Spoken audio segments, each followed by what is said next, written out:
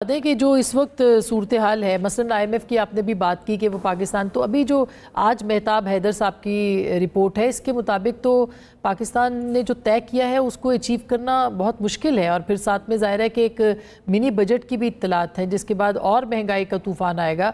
तो इस बारे में आप क्या कहेंगे? क्या ये सब स्ट्रेटेजिकली है? बहुत सारी चीज़ें जो है उस पैमाने के ऊपर भी जांची जाती और ये तीन जो है हमारे जो डीन ऑफ इकोनॉमिक रिपोर्टर्स हैं, तीनों मास्टर हैं इस चीज़ के।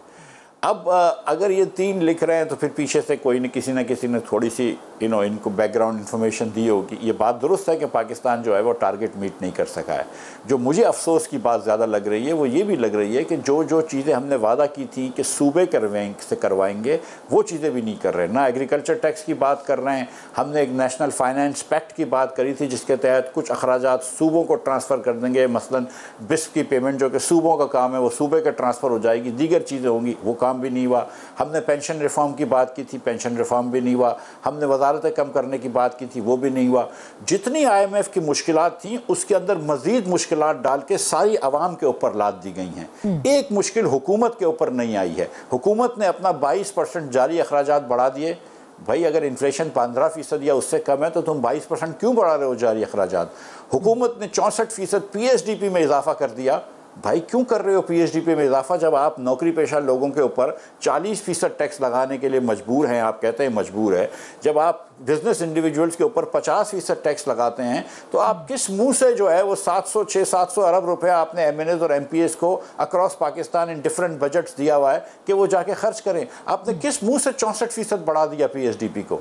सो हुकूमत ने जितनी भी IMF की मुश्किलात थी आसमां वो सारी हम पे लाद दी। इसके अलावा जो अपने शौक पूरे करे, अपने शाह खर्चियों के शौक पूरे करे, अपनी सियासी खर्चियों के शौक पूरे करे, वो भी हम पे लाद दी।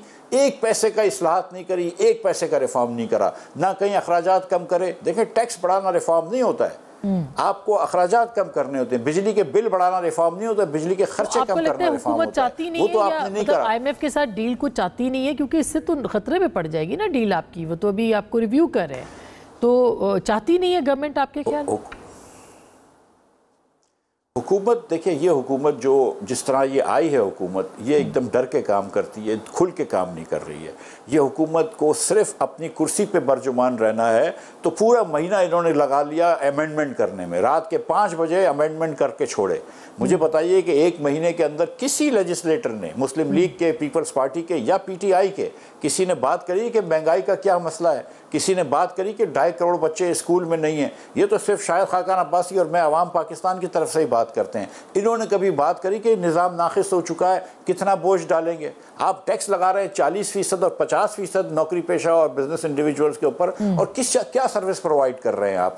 क्या आप खिदमत दे रहे हैं पाकिस्तानियों को? आप बच्चों को पढ़ा तो नहीं पा रहे, आप बच्चे स्टेंटेड हो रहे हैं, वेस्टेड हो रहे हैं, उनको आप कुछ दवाई तो नहीं दे पा रहे आप। मतलब ये हुकूमत जो है वो तो सिर्फ अपने आप के लिए मौजूद है।